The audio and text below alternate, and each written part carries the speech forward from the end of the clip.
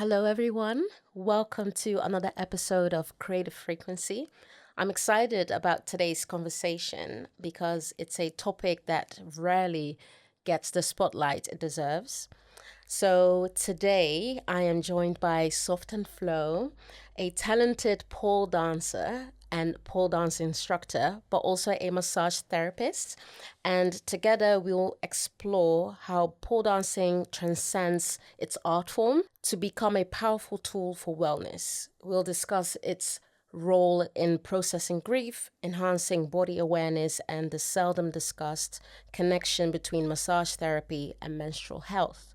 So, without further ado, welcome, SoftnFlo. Thank you. How are you Thank feeling? you for having me. Yeah, of course, of course. I'm very excited for this one. For those who are unfamiliar with your work, can you give us like a whistle-stop tour of who SoftnFlo is? Who's the person behind SoftnFlo? Absolutely. So I just want to start by saying I have lost my voice recently, so I might need to cough every so often. No worries. So my name is Dana, and I also known as SoftnFlo.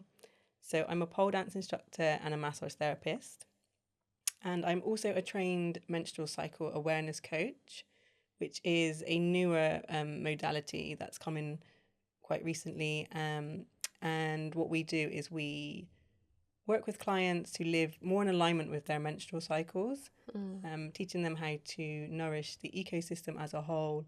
And yeah, just like live in alignment with our natural ebb and flow of our reproductive hormones. Well, we will get into all of the details, but how did you get involved with pole dancing? Let's start there and then, Okay. go through everything. So I was going through a heartbreak.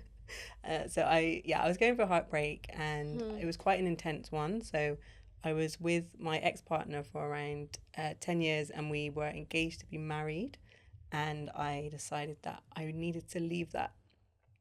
Whilst I was in that relationship, I was listening to a podcast that I loved called Say Your Mind podcast. Oh, I love that one. Yeah. Yes. So I didn't know that Kelechi owned a pole studio. I was just listening to the podcast one day and she mentioned it. So I looked it up and I realised that actually I live in North London. Yeah. The studio's in South London, and there's just no way that I'd be able to get to that studio. So I forgot about it. So I broke up. Fast forward a couple of years, and I broke up with my ex, and I found myself moving down to South London. And on the day that I moved, I went to Kelechi's Say Your Mind podcast live show, and she had a pole dancer there. Amazing. So the pole dancer was Layla, Cutie Whippingham, and I watched her pole dance, and I was in complete awe. Wow. I was like, it was incredible, and it was the first time I've ever seen someone pole dance live, and it just took my breath away. And in that moment, I decided that I wanted to start pole dancing. Yeah. And I would go to that studio. So, yeah, I went to the studio a couple months later, and the rest is history, really. Wow. Because you are also a pole dance instructor. Yeah. So what inspired you to become one? So definitely, like the breakup had a lot to do with me starting pole. When I started, I didn't think about becoming an instructor at all. Okay. I think it was just all about me moving my body and getting back into my body, because going through such an intense breakup, I was in a lot of emotional pain, and I just needed something to fill the space. I was with this person for a long time, and I had a lot of time and a lot of space in my life. Yeah. And I needed something to fill it. So pole became that for me. And through going to pole, I was learning so much. I was learning about my body in a way that I've never really learned about it before. I was realizing I was able to do really hard things, actually, and I was building strength. But then that would translate into resilience, like emotional and mental strength as well. I was learning things like patience, how to be consistent. Yeah. Every time I went to the studio at the beginning, I was really scared. I had all these self-limiting beliefs. I was like, my inner critic was telling me that I was too old, I'm not flexible enough, I'm not strong enough. It's like, who do you think you are? Yeah. Why do you think you can be a Do pole dancer. this. Yeah. Yeah. And I was like breaking through all of these self-limiting beliefs every time I went to the studio. So I was like learning all of these things, and I was just growing. Yeah. I was going through my first year of pole was like an intense emotional and professional sort of like development for me. Okay. And then a couple of years in, I decided that actually I want to share this with other people. And my journey is very specific to me. And people pole dance for many different reasons. But for me, the growth that I felt within the first year inside the studio and outside the studio was incredible. And I just wanted to be able to share that with other people and teach that, I guess, Yeah. to other people as well. Do you also see pole dancing as a tool for wellness? How would you describe that? Like, how is pole dancing, like the art form, also a tool that you utilize to support your well-being? I pole dance a couple of times a week for myself, and Yeah. that is so that's a way for me to look after my mental health and my physical health. Yeah. And I'm building strength on the pole as well as off the pole. So I go to the gym as well, and I take flexibility classes. I need to do that, actually. I don't do any of the flexibility classes. I actually need to do more stretching, but yeah. And something about pole which I find really interesting is that you have to be quite present when you're pole dancing. Like, the poles are 10 feet high. Yeah. So you have to be really present. And for me, it feels like a meditation. And in those moments, I'm not thinking about the future, so there's no anxiety. Yeah. I'm not thinking about the past, so there's like no depression. I'm just very much in the present moment. And when I first started pole and I was going through a really hard time, that was the only time I would have a rest from it. Yeah. And I think when I reflect back now and I think about the journey of healing that I went on, I feel like pole really encouraged me to heal and really helped me move forward, because I was giving myself those moments of rest, and I was giving myself those moments of like fun and joy. And I think pole really brings everything together. There is very much like, for me, it was very much about the element of building strength, learning new skills, creating community. Like, I was making friends every week. Nice. And I still do that. The pole community is like still very important to me. And yeah, there's many pillars of like wellness that can be attributed to pole dancing. Yeah. I guess speaking of wellness, since you're also a massage therapist, I thought it was really interesting to hear that you really are utilizing and also like focusing on the connection between menstrual health and just like well-being.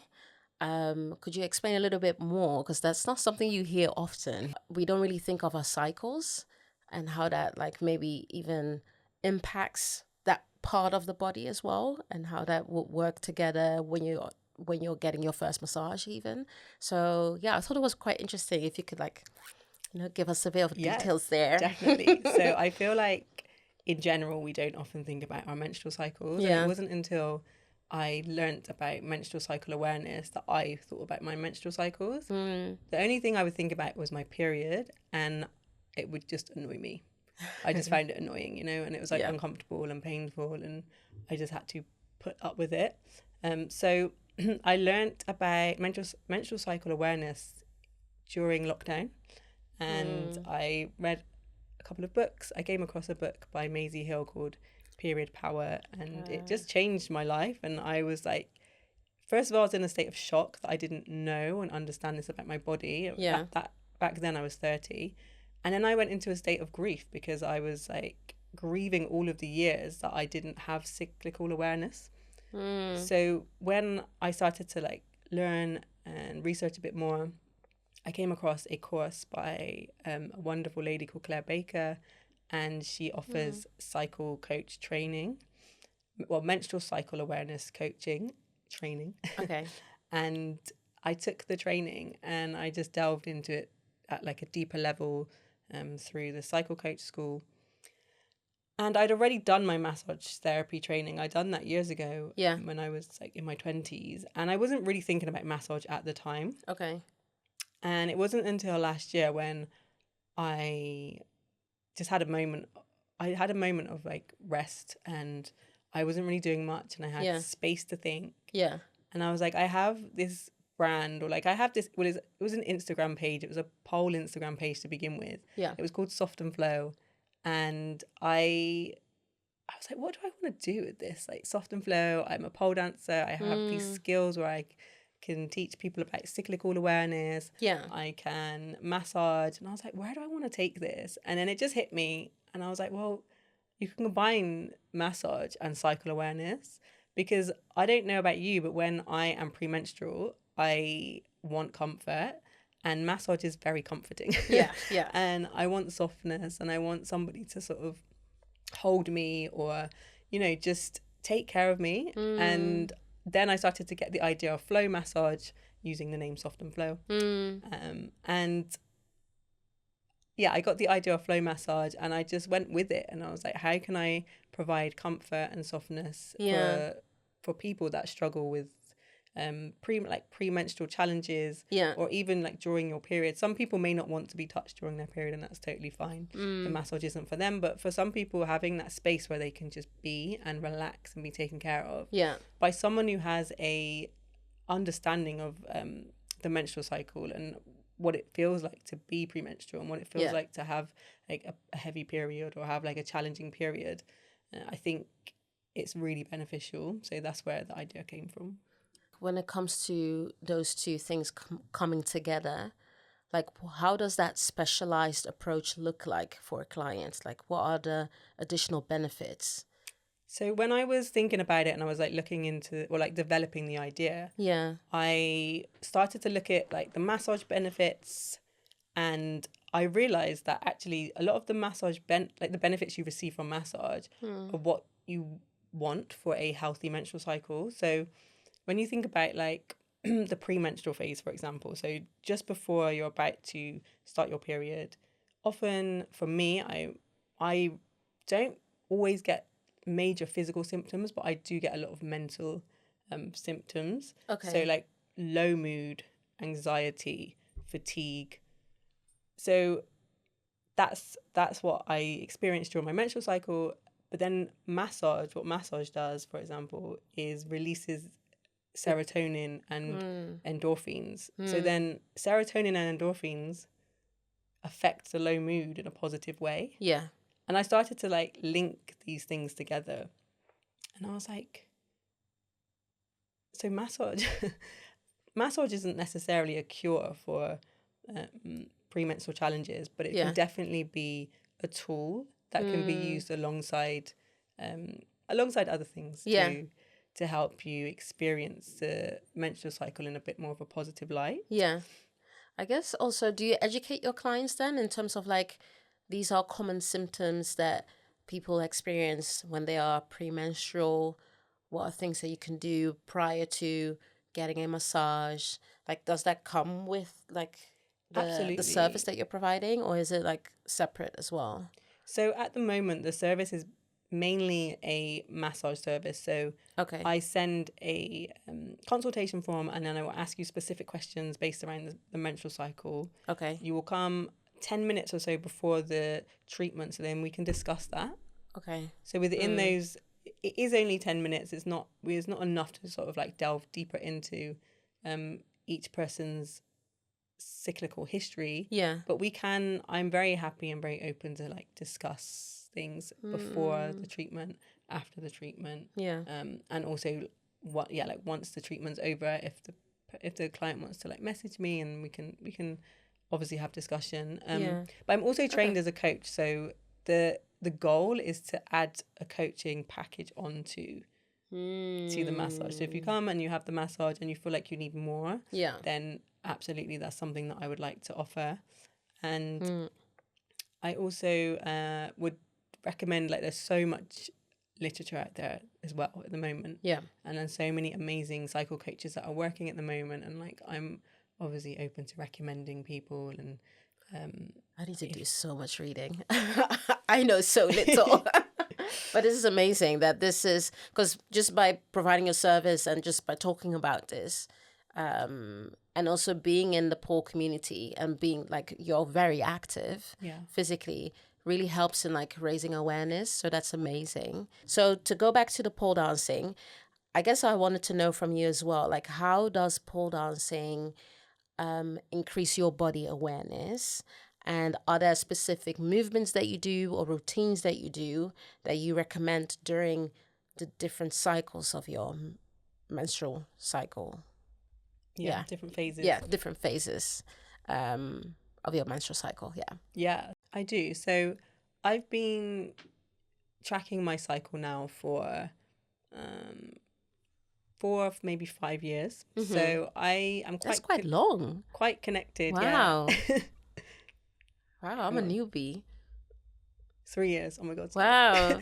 I've been tracking my cycle for around 3 years now. Okay. So I feel like I'm quite connected to my body, and I know my cycles quite well. Yeah. So, but everybody's different when it comes to the menstrual cycle. We all experience it in like a different way, depending on many different things. For example, like sleep or stress or anything else that's going on in your life. You might experience your menstrual cycle slightly different, but we do all have a common ebb and flow of our hormones, and I'll quickly run through that now. So I'll run through each phase of the menstrual cycle, so this makes a bit more sense. Yeah. So start with the first phase, which is our menstruation. So that's when we are bleeding, and it's a very physical part of the cycle because we see it and we know what's happening because we are bleeding. Yeah. Hormonal activity during menstruation is very low. There's not really much going on. Then once we stop bleeding, we move into a pre-ovulation phase. So that's the body preparing for ovulation, the pre-ovulation. And hormone activity starts to pick up and your hormones start to rise. Then we get to the ovulatory phase. So that's when the body ovulates and an egg is released, ready for a potential fertilization. And then, so at that point, reproductive hormones are peaking. There's a lot of activity going on. And then they tend to drop off during the premenstrual phase, which is the phase where you're preparing for menstruation again. Okay. So those are the 4 phases of the cycle. So if we start with menstruation, there's not really much going on hormonally. I know when I am bleeding, I tend to want to do the bare minimum. Okay. So this is something that I've spent the past 3 years unlearning, I would say. I used to be someone who would constantly be at the gym, constantly be doing HIIT workouts, just moving my body nonstop. Really? I would During your period? Yeah, I would Wow. never give myself a break. I was just on, go. Obviously, my body didn't want that, and I would come up against my body all the time, trying to slow me down. But I had no awareness. I had no idea what was going on. Yeah. So I would lift heavy in the gym one day, and then like the next week, I wouldn't be able to lift as heavy, and I'd blame myself, and I'd think there was something wrong with me. Yeah. So I've done a lot of like unlearning and untangling of that sort of like I guess it's like a conditioning, right? Yeah. Done a lot of untangling of that conditioning, and now I'm in a place where I like to rest. I enjoy resting whilst I'm on my period, and I don't necessarily do nothing, but I will, for example, when I'm on my period, I would work on flexibility or mobility. Or if I do go onto the pole, then it will just be slow. Yeah. I will be slow pole dancing, slow flow. I fell off the pole twice, and both times so painful. I was on my period both times, and it's because my brain, there's not much going on hormonally, and I'm not supported hormonally. Yeah. And it's just too much for me. I don't have the capacity to be as present, and physically I'm definitely weaker. Yeah. So for me, it makes sense to just rest, take it easy. For some people, they can really excel whilst they're on their period, but for me, I just can't now. I've also heard that when you're on your period and you're trying to pole dance, well, let's like take the pole dancing away, but I know that since I also train a lot, and when I'm on my period, I still want to do some pole dancing. Yeah. I realize that I sweat more. I slide more off the pole. And I remember when I went to a class close to Moorgate, when I took the class and I said, oh, I'm on my period, the instructor told me, oh, you're going to be very sweaty and you're going to be sliding off the pole quite a lot. So just take your time, because during your when you're menstruating, your body just sweats more. But I thought, oh, this is interesting. I've never heard of this. Yeah, that is so interesting. I've actually never heard of that myself, to be honest. But I'll look into it. Yeah, I'll look yeah, I into still it. need to look into it. Maybe But this is why I fell off twice, yeah, because it's interesting that our body just like omits like maybe more sweat than usual. Yeah. Um, Also, I but yeah, guess potentially, I mean, this may not be factual, yeah. but if you're preparing for pregnancy, then your body is going to be warmer. It's like incubating a baby, right? Yeah, I mean, it sounds logical.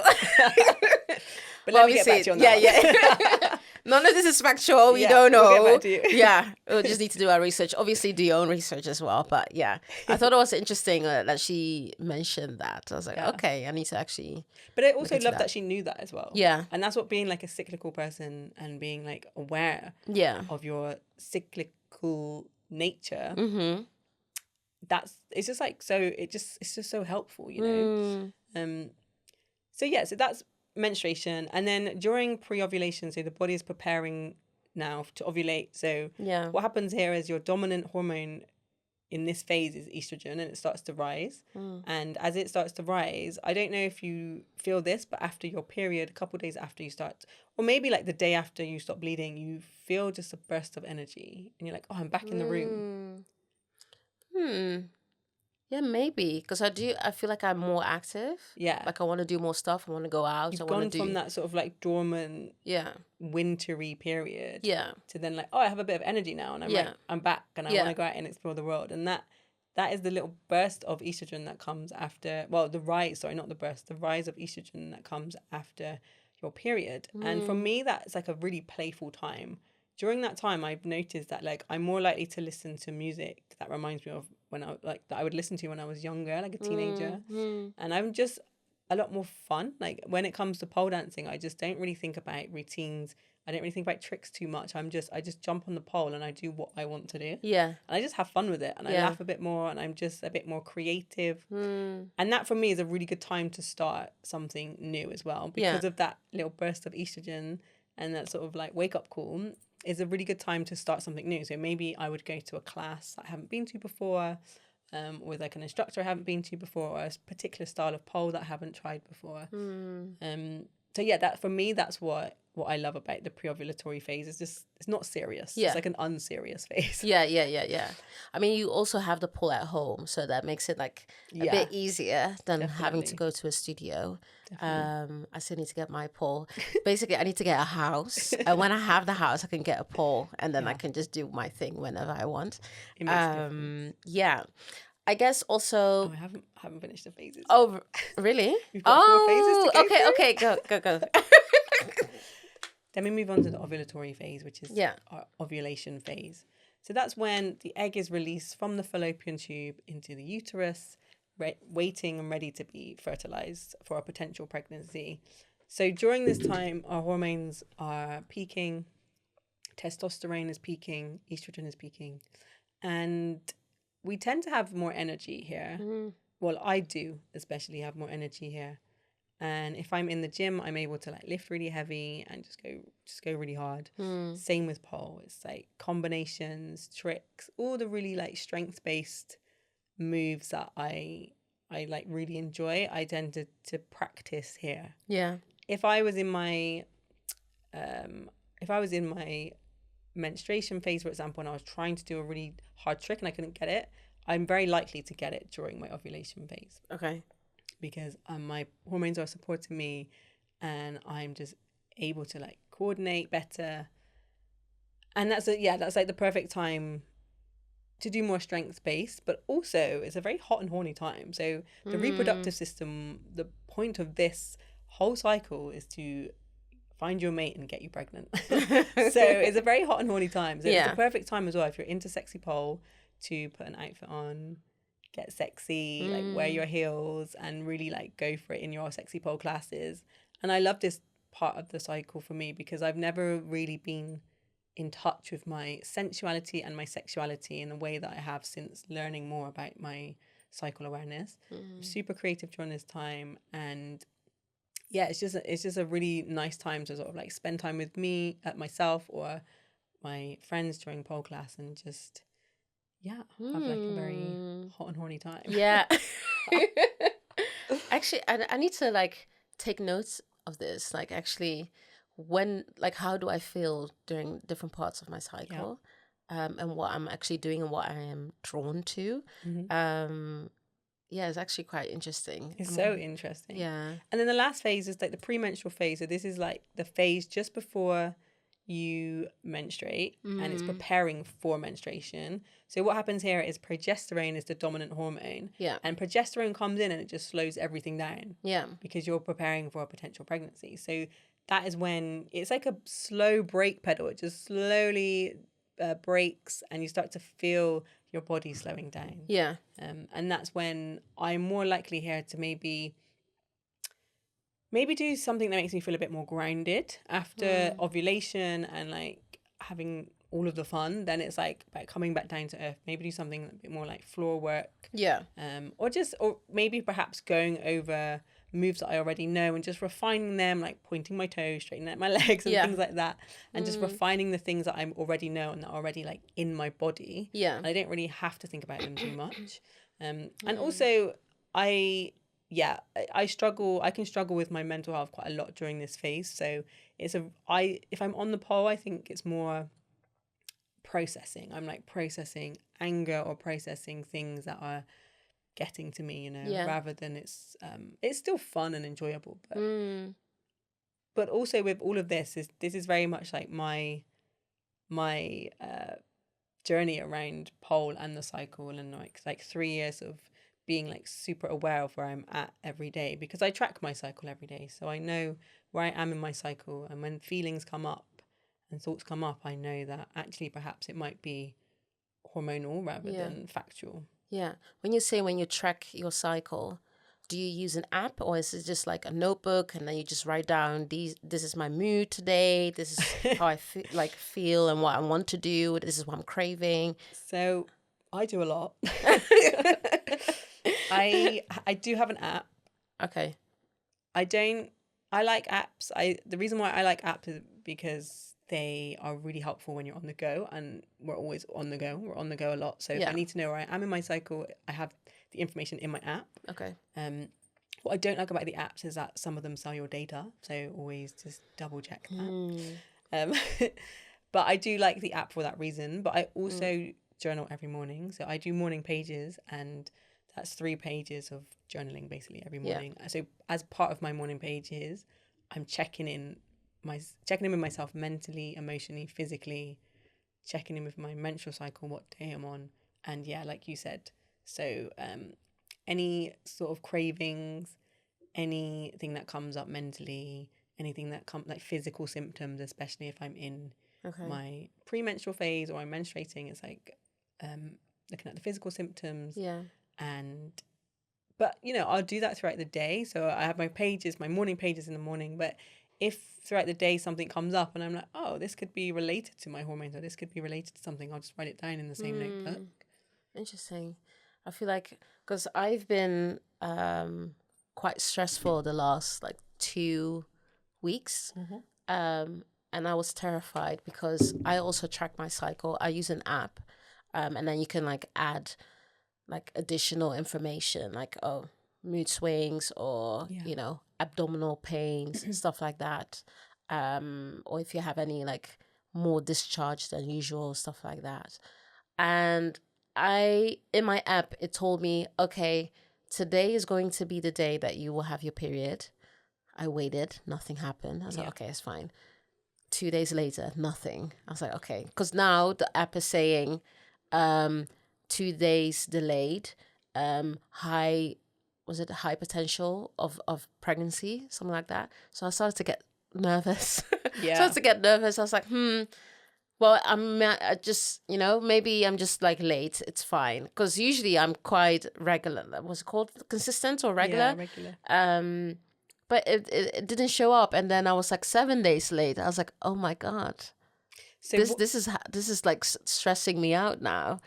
So what would have happened there is that you ovulated later. And this is the thing with apps. So when I said before I like apps because I know when I ovulate. If you don't know when you're ovulating, then this is the problem with that. Okay. So without ovulation, you don't have a period. So it could be many reasons why you didn't ovulate. I've not ovulated before, or I've ovulated later. Yeah. And if, like you said, you're quite stressed, so your I was body. so stressed, so stressed. So if Yeah. you think about the purpose of Mm. ovulation, it's to create life. If you're under stress, your body's not going to want you to create life, so you won't ovulate, basically. Okay. It's very smart. Yeah. And this happened to me before, and it's quite alarming because, you know, like you said, I'm quite regular as well. And when it Yeah. happens, it's like, what's going on? Mm. Where's my period? Yeah. So unless you're tracking ovulation, you won't know that you won't know when you're going to have your period, because what happens is once you've ovulate is roughly around 2 weeks after you will start your period. But unless you tell the app that, it won't know. I actually had another question that came to mind. Yeah, go for it. So let's say you've been through a very stressful period and you've realized, okay, I am a week late. Which part of which phase of your menstrual cycle is mostly affected when you have external factors impacting your body mentally, physically?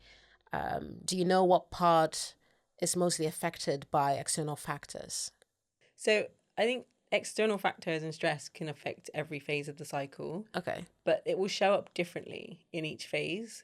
So, for example, if you were really stressed in your pre-ovulation phase, then you might not ovulate around the same time because your body wouldn't want to release an egg into like a stressful environment. That makes sense. So it would show up as a late period. So the stress may be, you may experience the stress in the pre-ovulation phase, but it won't actually show up until your period, when your period doesn't arrive at the same time as it usually does every month. Does that make sense? Yeah. Yeah. And I get, okay, so when you've already ovulated and then you go through that very stressful period, can the delay still occur? No, if you've already ovulated, if the egg has already been released, then you've So experienced ovulation. Yeah. But what can happen then, the stress can perhaps affect your progesterone, Okay. which is your dominant hormone in the second part of the cycle. And that can show up as like PMS symptoms, so bloating, sore boobs, headaches, migraines, Okay. fatigue, anxiety, acne, etc., etc. Interesting. Yeah. Okay. So it depends on, every phase can definitely be affected by stress, but it will just look differently and show up differently. Okay.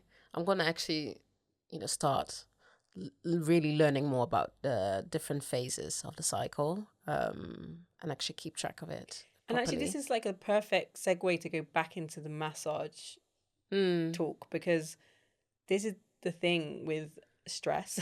Yeah. And like the nervous system and nervous system regulation. So that's like a huge factor when it comes to, I would say, like hormone balancing.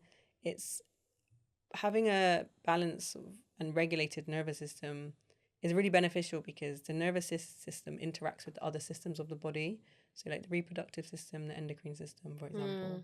So when your nervous system is more regulated, it can interact with those other areas of the body and the other systems of the body in a much better way, and your hormones will be released in a more balanced way. But this is what massage does. So massage, we spend a lot of time, for example, we're busy, we're rushing around, we have obligations, we have responsibilities, and we spend a lot of time in fight or flight, and it's normal for our bodies to go in and out of different nervous systems.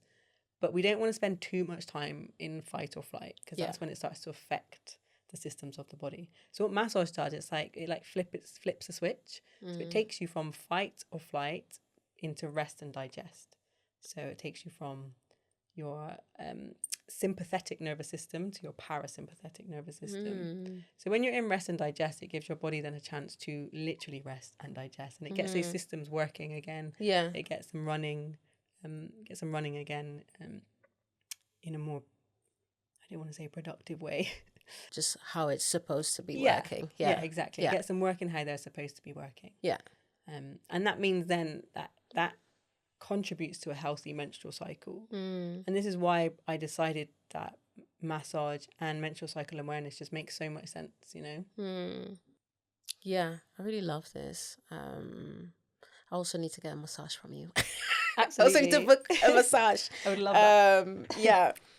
Also, you are a co-founder of the After Party. Could you share a little bit more about, well, more? Could you share a little bit about the After Party and how it came about and how the journey has been in supporting those who are grieving? Yes, the after party. So the after party came about when I moved in. Sorry, the after party came about when my housemate moved in to my flat a few years ago. She's lived with me now for 3 years, I think, and we bonded over our losses. So at that point, I'd lost my brother, and she lost her dad. So we bonded over that, and we realized how cathartic it was to have a space where we could like just share and talk about grief and talk about the pain. It's a very isolating experience, grieving, and every situation is so different. Yeah. My grief experience was very different to her grief experience, but we were still connecting. So then a couple of months after she moved in, my dad passed away, and we decided off the back of that to start the after party, because I was then going through everything again, and I was realizing how isolating it was, and how hard I was just struggling. I felt like I didn't have anywhere to put my pain. Yeah. And going online and going on the internet, I realized there's a whole grief community online on Instagram, and there are more spaces than I realized. So we decided that perhaps we could do something like that. You know, we've got a lot of experience within grief. So we did. We started the after party and created this space to help people navigate the journey of grief. But then, so we started the after party, and then a couple months later, Ebony's brother passed away. Oh. So by the end of 2022, we had lost a brother and a dad, and between us then we'd both lost our brothers and both lost our dads, which is just wild, actually. Yeah. But the support that we offer is mainly through our experiences at the moment. So we have this space and we just share as and when we feel called to share. Okay. So anniversaries, birthdays, and just anything that we feel relates to grief, and anything that we feel relates to that can help, just help help people be seen and help them perhaps be heard, because I feel that's another thing, is like, we don't, here in the West, we're not very good at witnessing grief. Yeah. We're not very good at experiencing it, feeling it, holding space for it, but we're also, we don't witness it in other people, and that's the experience that I've had anyway. So we try to share through experience. We'd love to take it from the digital space into a more physical space, but we are humans who are grieving, and we have to look after ourselves first. So it's a slow process, but which is understandable. And we get so much feedback from people. They just appreciate it. They appreciate the honesty and sort of like how raw we have been. And I think it does provide a sense of relief for some people. When you say a digital space, is it like a communication platform, or is it like social media? So it's social media. Okay. Social media at the moment, yeah. Okay. And we've definitely spoke about creating more of a platform, more of a digital platform. Okay. But yeah, we've spoke about creating more of a digital platform, but I think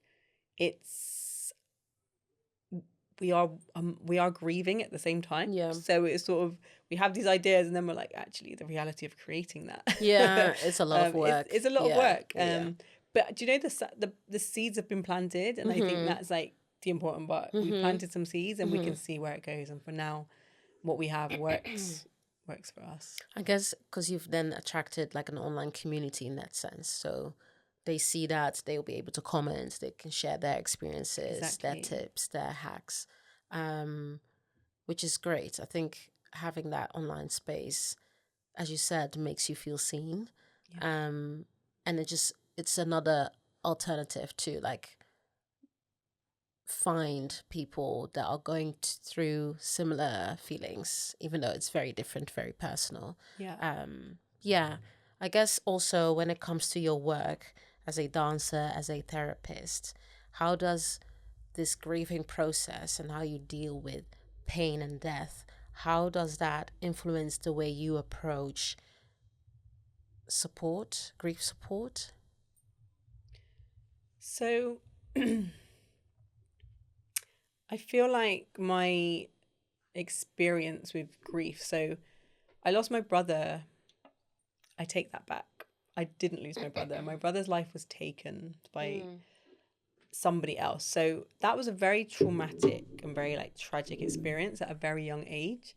And I've spent most of my life searching for ways to heal from that. And when I reflect upon my career and I reflect upon all of the skills that I have, I know that I was just searching for my own healing. So massage work, body work, pole dancing, menstrual cycle awareness, all these things were helping me move forward Yeah. and away from like the trauma of the tragedy of losing my brother. So I feel like when I think about all of the things that I've done and I bring them all together, when it comes to supporting people through grief work, I've just learned so much about the body and about trauma through all of my different modalities. And yeah, that's how it supports. That's how I can support other people. Yeah. Is through my own experiences. And I think a huge thing for me is safety. Because when you've been through something like that and you've been completely like your life has just been completely like torn apart. Yeah. Safety is one of the most important things for me now. So whether you come to my pole class, whether you're a massage client, Yeah. a cycle client, I want to provide a sense of safety for you because I know how unsafe the world The can world be. is. Yeah, Yeah. I know how unsafe it can be sometimes, and Yeah. especially if even if you're in my grief space, it's like I just want it to be safe space for people, because the world can be challenging and it can be harsh and it can be a lot, and I just want to be able to provide a sense of a space of safety Yeah. and softness. And softness. I guess because the softness comes forward in your dancing as well, in the pole Yeah. dancing. Do you have certain techniques or practices within pole specifically that helps with processing grief? So I've learned with grief that it hits you at the most random times. When I lost my brother, there was a lot of trauma wrapped up in the grief. When I lost my dad, it was still traumatic, but I wasn't as affected in terms of like. So I was diagnosed with PTSD after I lost my brother, but with my dad, I wasn't diagnosed with anything. It was purely like grief. And I've realized with both of them, at the beginning, it's like really painful, and you're just surrounded by grief. It's like you're just clouded in it, and it's just there, and you have to deal with it. You have to go through it. But as time goes on, the grief subsides, and life moves on, and you move on, I guess, to a certain extent, and you start to heal, and things start to change, and you start to feel moments of joy and pleasure and excitement, and life just moves on. Yeah.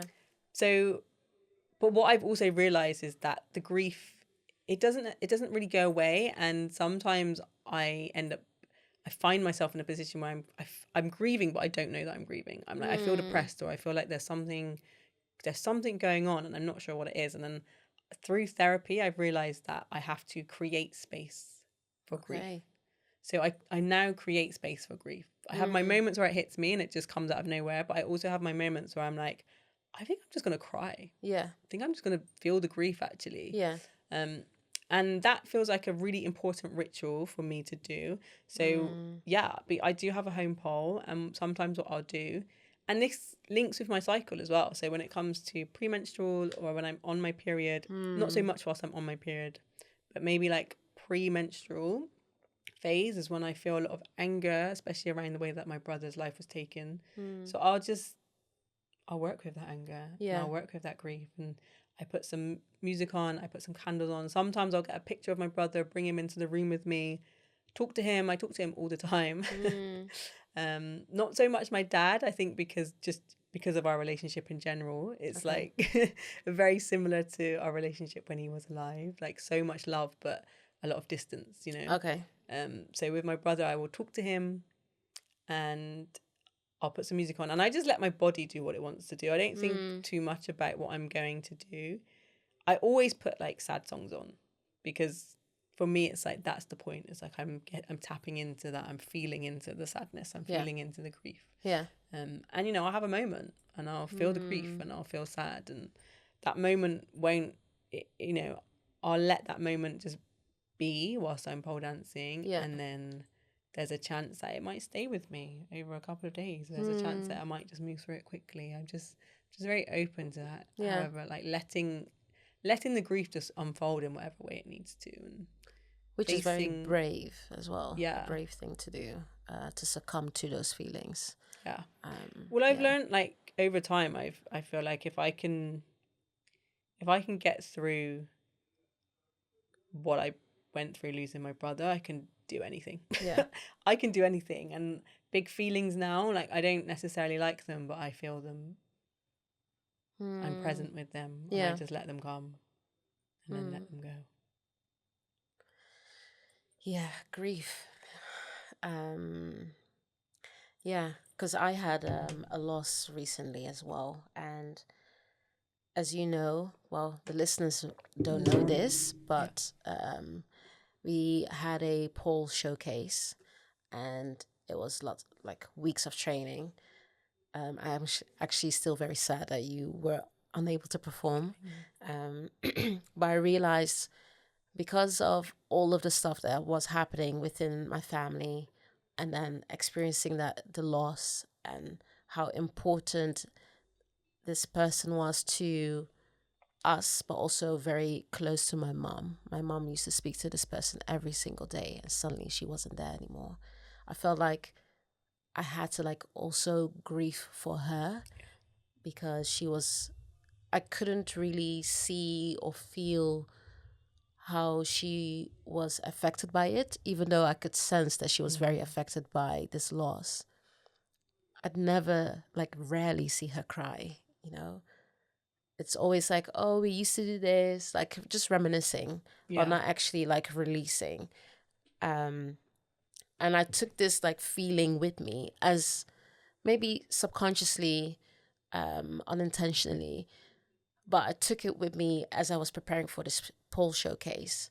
And the song that I chose was Deviate. And, you know, how we need to deviate from the systems that hold us hostage in a way and that controls us, you know, like finding ways to release ourselves and to just let things go.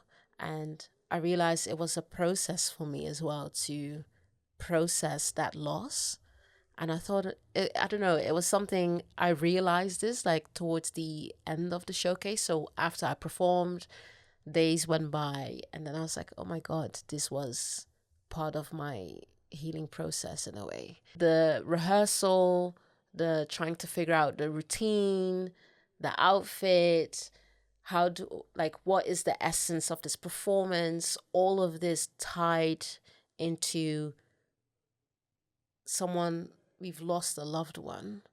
How can I make this something that is still fruitful and will honor this person in a different way, like using an art form to express this way, even though there's not a direct relation to the art form and this person, I can still make this mine, and use that as a way to say goodbye. Which I thought was quite interesting. It's very interesting. It's beautiful though, and it's like you've gone through like a ritualistic process yourself. Because I think we all experience grief differently. Yeah. and we all experience and like grapple with our pain in different ways. And it's like you've gone through a very creative process, and I relate to that, like a very creative sort of ritualistic process of moving it through you, but also honoring the person. And this is how we keep them alive as well. Yeah. Like, well, obviously they're physically not here, but their souls and the way that they touch you, the way that they've affected you in your life, Yeah. is still playing out Yeah. in your pole shows and the way that you're creating something. And that's such a beautiful thing. Like my brother's life is like, everything I do is based around him. So many things that I do and so many decisions I make, just like little things like the color of like my bed sheets. Sometimes it's like maybe I will buy his favorite color. Yeah. You know, and we like keep them alive in so many different ways. And Yeah. it's just it's beautiful. I guess, which I think is a nice segue. What are some of the biggest misconceptions about pole dancing that you've encountered, and how do you address those misconceptions? I would say every time I tell somebody that I'm a pole dancer, the first thing they say to me is, oh, you have to be so strong to be a pole dancer. Oh, yeah. If I had £1 for every time. And it's just not true. I wasn't strong when I pole danced, when I started pole dancing. I mean, it's beneficial if you are strong, but it's not a prerequisite to be a pole dancer. Build strength during classes, and obviously cross training and going to the gym is so helpful. But so many people haven't been to a gym before, and that doesn't mean that they can't pole dance, because we build strength in the class. You know? Yeah. Same with flexibility, I think, and gymnastics. A lot of people think that you have to like have some background in dance or gymnast or flexibility. But again, I had none of that when I started. If anything, I was like the opposite end of the spectrum, because all of the trauma that my body went through and my body was holding on to, I wasn't flexible, and I'm still not. It's still been such a journey. And that's like kind of slight going off topic, but not really. But SoftnFlo, the word soften I wanted in SoftnFlo, because a lot of my own journey is about softening into myself again, because after losing my brother, I my body was so tense and I carried it for so long. And I remembered, and I noticed when I started to soften, and that's when I found pole. Nice. That's amazing. I love that. It's honestly, when it comes to pole, so many misconceptions. I've heard the same thing. Oh my God, you must be strong. Yeah. Or you must have done this for a very long time before you started doing this. None of that is true. Actually, let me think. What was my first introduction? My first introduction to pole was YouTube, actually. I was just, it was a random search, and I was in awe of the videos that I saw. I must say, most of them were like competition videos, but so graceful. Oof. The first time I ever came across pole was on YouTube, but I was at home with my mum watching YouTube pole videos, and I remember thinking to myself, I wish I could do that. Yeah. And I think I was young. Maybe I was like 16, 17. That's young, maybe even 18. I mean, was YouTube even around then? I don't know. But I mean, YouTube has been around for a long time. And then fast forward, I've become YouTube.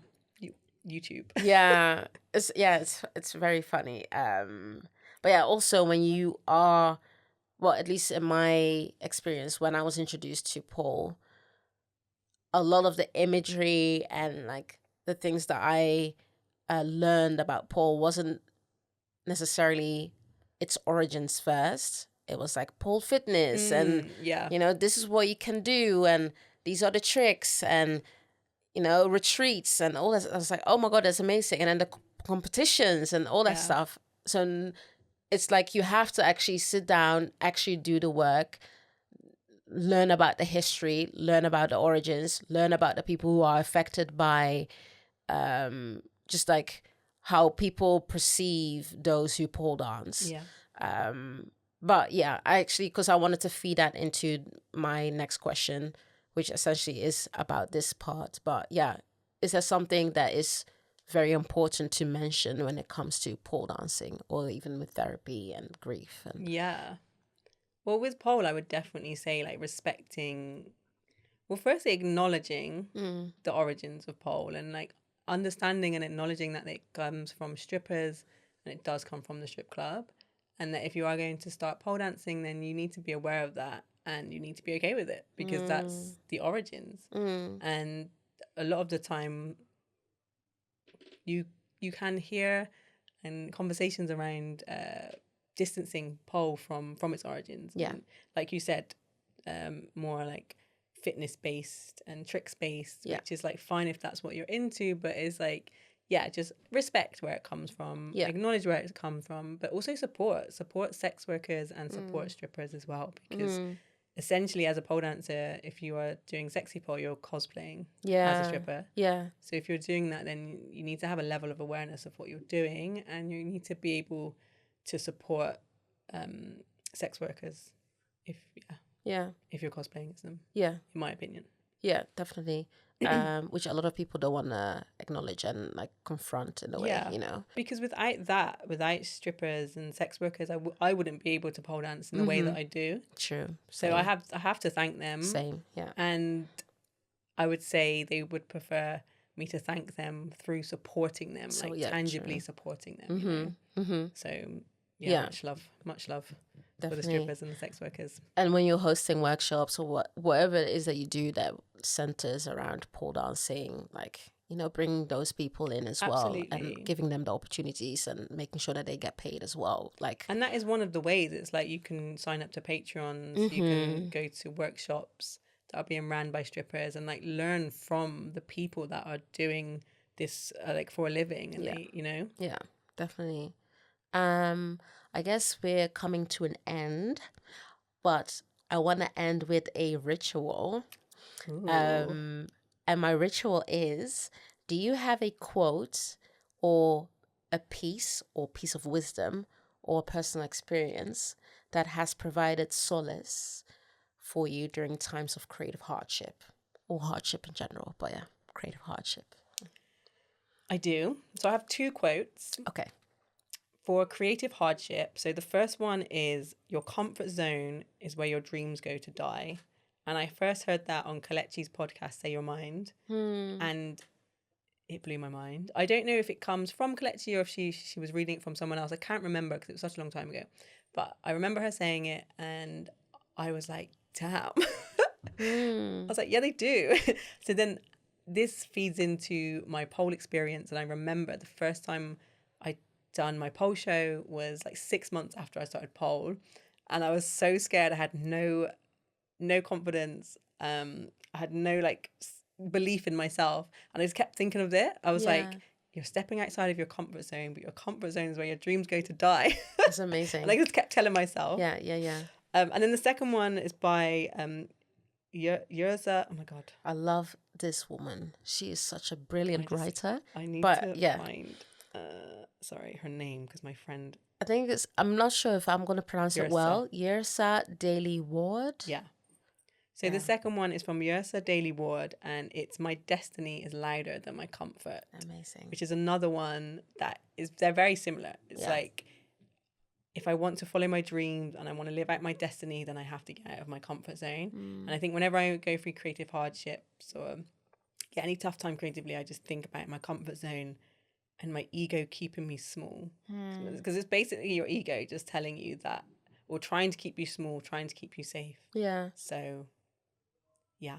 And then for, in general, for hardship, I would say building self-worth has been really important to me. And the way I've done that is by picking just like small daily tasks and committing myself to them. So when I went through my breakup with my ex, I started pole. Alongside that, I also committed myself every single day. I was like, wake up, move your body, meditate, say affirmations. Those were 3 things that I could stick to every single day.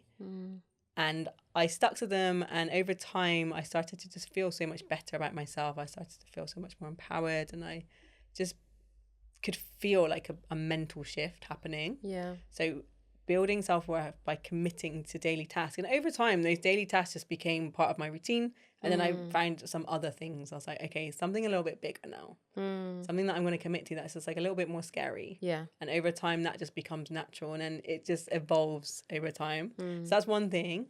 The other thing I think about a lot is I love tarot. And I think a lot about the Wheel of Fortune card. So the Wheel of Fortune tarot card is about a symbol of change.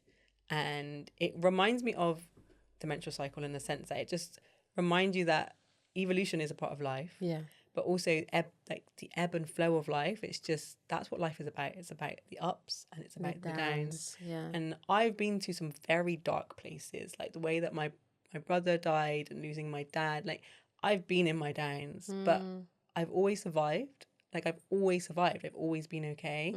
And that card, it reminds me of the metaphor of like the caterpillar and the butterfly. So the caterpillar goes into the cocoon, it has to evolve, and apparently it's very painful, a very like painful process. Yeah. Oh. And then the butterfly emerges, and that when I'm in my dark times, I just think of the evolution, and I think of like the butterfly at the end, and I'm like, whatever this is I'm going through. Like, for example, with losing my brother, like, he didn't die for me to evolve, but through the process of him dying, I had no choice but to evolve. Yeah. I had no choice. Yeah. I had to. Yeah. And I survived, and I'm thriving now. Yeah, you're flourishing. Yeah. I'm flourishing. Yeah. So I think of, building self-worth, that's like a tangible thing that I do, like, every day. I'm like, just something small every single day, commit to myself, things will get better. And then, I like to think of the metaphor of the Wheel of Fortune tarot card. Thank you so much. Thank you for coming on. Where can people find you if they want to, make use of your services, or just like see what you're about, or learn a bit more about the after party? Okay, so Instagram page is SoftnFlo, so it's SoftnFlo. And if you go onto that Instagram page, you can find a link to the after party as well. And then my website where you can book massage and you can book pole classes and pole one-to-ones. It's www.softnflo.com. Amazing. Thank you. Thank you so much. And thank you everyone for listening, for tuning in. If you're watching on YouTube, thank you for watching us as well. And make sure to go and subscribe and find us on Instagram. The handle is This Is Creative Frequency. And thank you so much. And hopefully you will tune in next week. Bye. Thank you, Dana. Thank you.